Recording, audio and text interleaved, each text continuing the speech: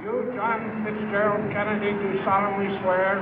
I, John Fitzgerald Kennedy, do solemnly swear. That you will faithfully execute the office of President of the United States. That I will faithfully execute the office of President of the United States. And will, to the best of your ability. And will, to the best of my ability. Preserve, protect, and defend the Constitution of the United States. Preserve, protect, and defend the Constitution of the United States. So help you God. So help me God.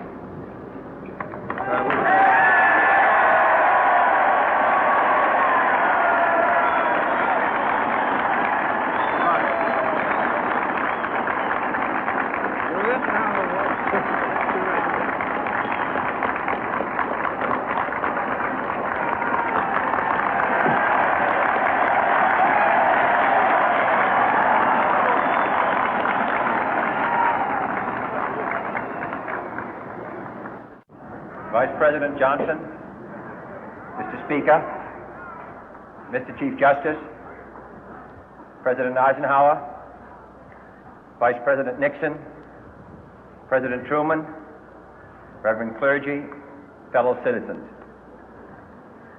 We observe today not a victory of party, but a celebration of freedom, symbolizing an end as well as a beginning, signifying renewal as well as change. For I have sworn before you and Almighty God the same solemn oath our forebears prescribed nearly a century and 3/4 ago. The world is very different now, for man holds in his mortal hands the power to abolish all forms of human poverty and all forms of human life. And yet the same revolutionary beliefs for which our forebears fought are still at issue around the globe. The belief that the rights of man come not from the generosity of the state, but from the hand of God. We dare not forget today that we are the heirs of that first revolution. Let the word go forth from this time and place to friend and foe alike that the torch has been passed to a new generation of Americans born in this century, tempered by war, disciplined by a hard and bitter peace, proud of our ancient heritage, and unwilling to witness or permit the slow undoing of those human rights to which this nation has always been committed and to which we are committed today at home and around the world.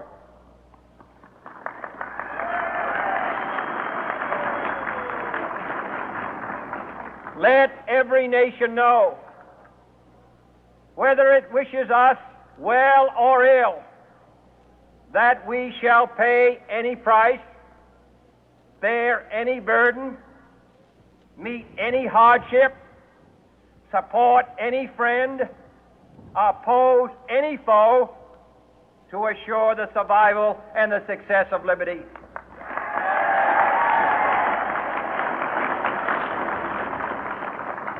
This much we pledge and more. To those old allies whose cultural and spiritual origins we share, we pledge the loyalty of faithful friends.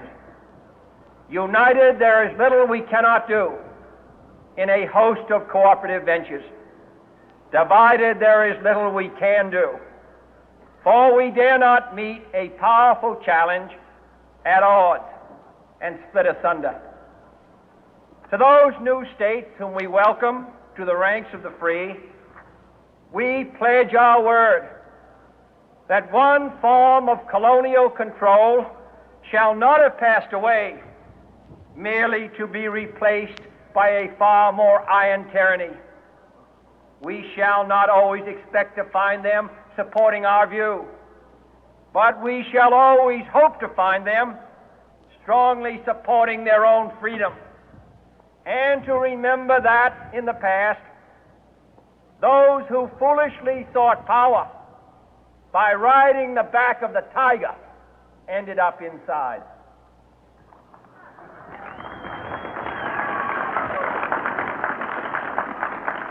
To those people in the huts and villages of half the globe struggling to break the bonds of mass misery, we pledge our best efforts to help them help themselves for whatever period is required, not because the communists may be doing it, not because we seek their votes, but because it is right. If a free society cannot help the many who are poor, it cannot save the few who are rich.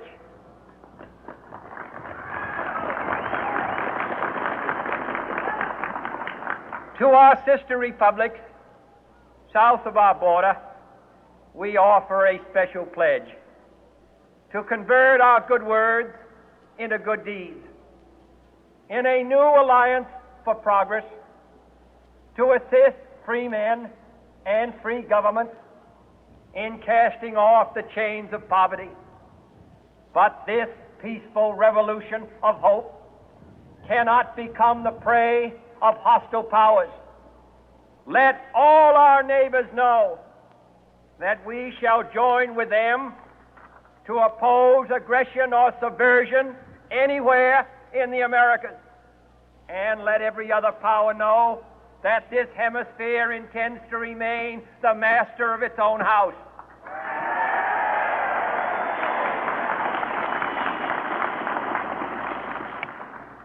To that World Assembly of Sovereign States, the United Nations, our last best hope, in an age where the instruments of war have far outpaced the instruments of peace, we renew our pledge of support to prevent it from becoming merely a forum for invective, to strengthen its shield of the new and the weak, and to enlarge the area in which its writ may run.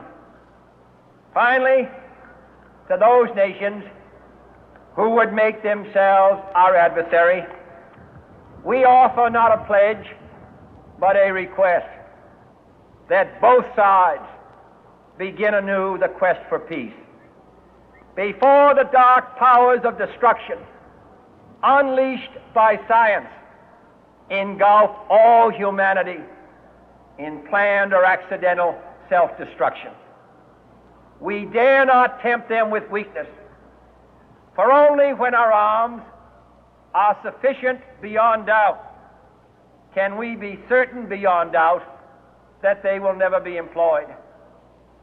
But neither can two great and powerful groups of nations take comfort from our present course, both sides overburdened by the cost of modern weapons, both rightly alarmed by the steady spread of the deadly atom, yet both racing to alter that uncertain balance of terror that stays the hand of mankind's final war.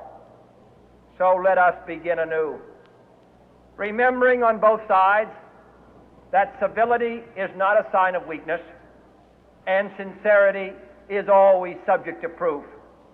Let us never negotiate out of fear, but let us never fear to negotiate.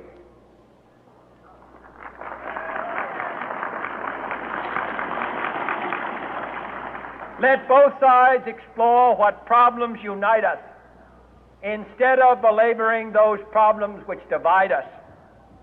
Let both sides, for the first time, formulate serious and precise proposals for the inspection and control of arms, and bring the absolute power to destroy other nations under the absolute control of all nations.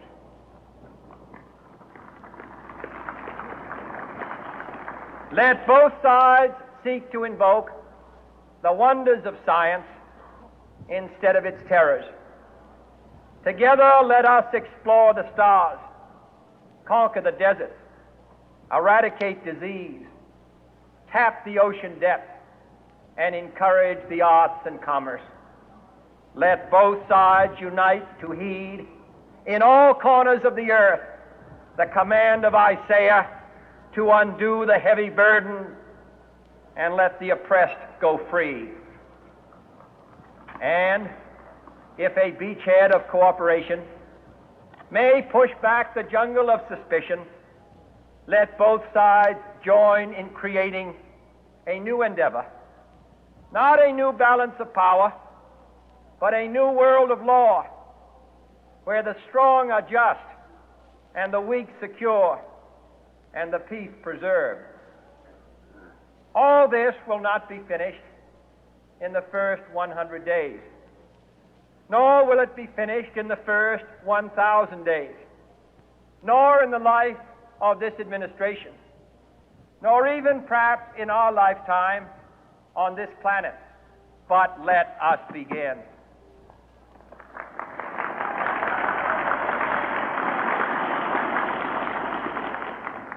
In your hands, my fellow citizens, more than mine, will rest the final success or failure of our course.